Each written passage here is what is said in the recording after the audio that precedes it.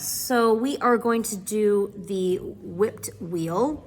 And I don't know if you look real close, and you should come in real close. Do you see this textural star forming where it really has relief along the spokes? I'm gonna show you what to do. I have one partially finished, which I think is important because it takes kind of a while to do it. I do suggest 2 strands for this, not 1 strand, just because it will go along a little faster and it'll have a little more relief. So I have the finished one here, so I'm gonna do another one so you can see how it starts, because it's very important that you see how it starts versus the way it is here. So you wanna go from the outside into the center. There will be 5 spokes for a whipping wheel. Don't try to add them, and you'll see why. It's the way we go around the spokes that matters. So you want to keep the length the same, but the distance between the spokes can be a little organic, not wildly so. It should kind of form a star with 5 spokes relatively even apart. Okay, so I'm gonna go into the center. I'm gonna go from the out, can you see? Yeah. From the outside into the center, and making sure that that is maybe a little long.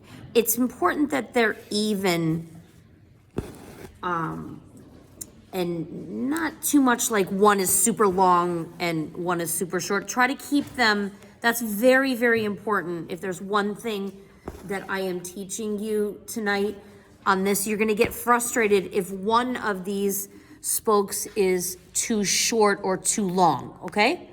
So word to the wise, keep them relatively the same length, okay?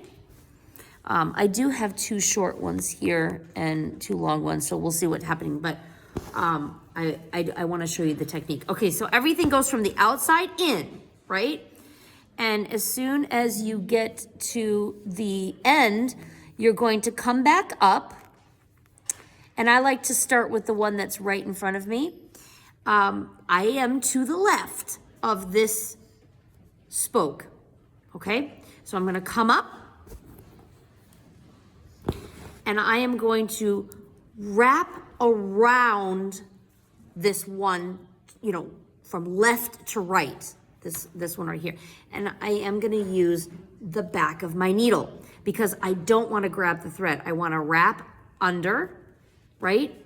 And then I'm gonna go to the next one. So you're essentially coming up and around, right? And you're going underneath that one and underneath the one next door, okay? This is what is really important. And then you're gonna pull it. So it has wrapped around this one and gone under this one. But now I'm gonna go around and under this and again the one next door, right?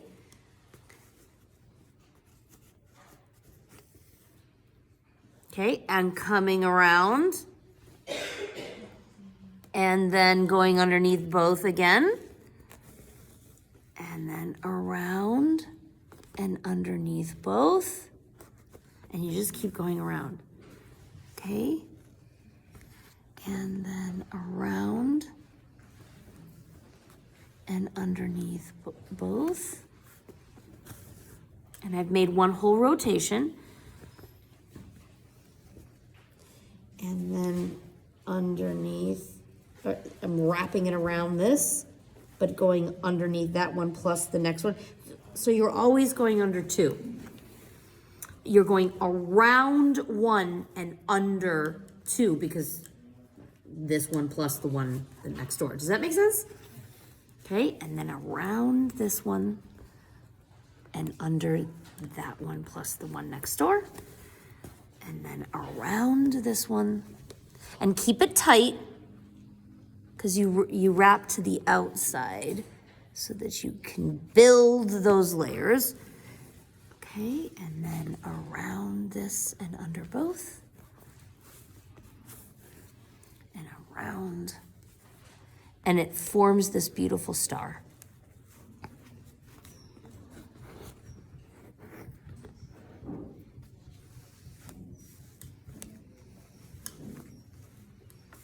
And this is kind of to the end. This one's a little long on top. Okay. And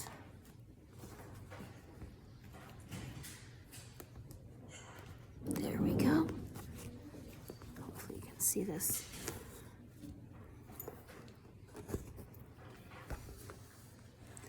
And I'm gonna do, this is gonna be my last one. You would go all the way until you fill up the spokes, okay? And once you fill up the spokes and it's tight to that outer edge, so just pretend like you fill it all up. Then what you can do is tie it off at the end of the last one that you do, right? So that's the last one. And then, this is what's fun. You kind of do a back stitch with the next spoke and come around like this and just finish off a few rows around.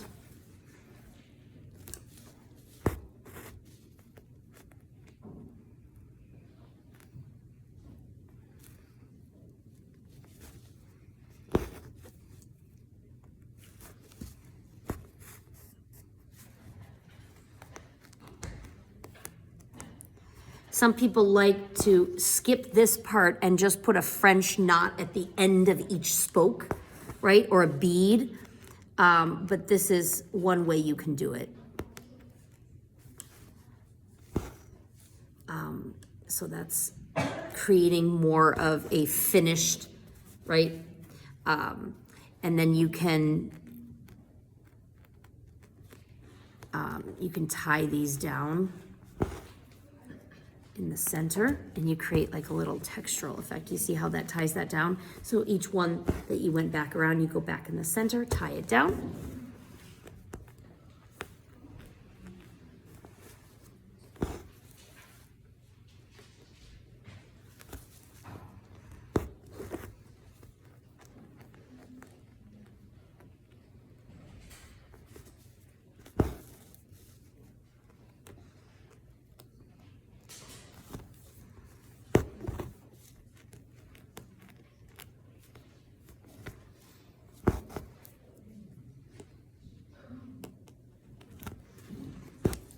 There you go.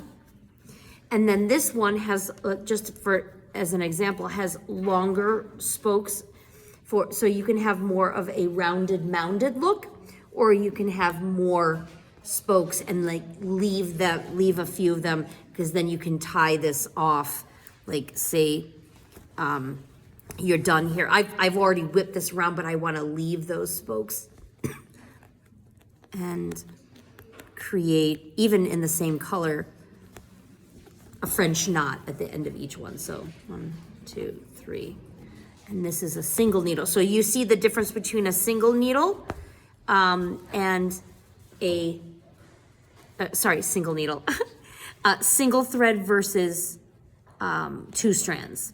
Okay, so this one to the right is a single strand, and the one to the left is 2 strand. 1, 2, 3.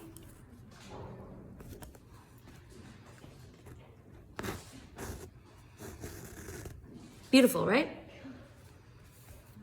And that's the whip wheel. Okay, next group. We have just enough time for you guys to see the whipped wheel. Do we separate threads the same way you do with the diameter? Like if you're using 2 strands Appleton, would you It's so easy because there's only 2. Okay. So you still do the same, but I mean it'll and come. then put it back together? No. You don't have to do that. No. Appleton's is only 1 strand, so you're gonna have to do 2. Oh, it's only 1. Yeah. So I thought 2 ply meant it was 2. Well, I did 2. it's kind of confusing. It just means that it's comprised of ultimately two that you would not separate. But it's, you have to create two strands versus plies. Okay. Okay? Okay, so as you can see, with the, I'm gonna stop this, just because I did the tutorial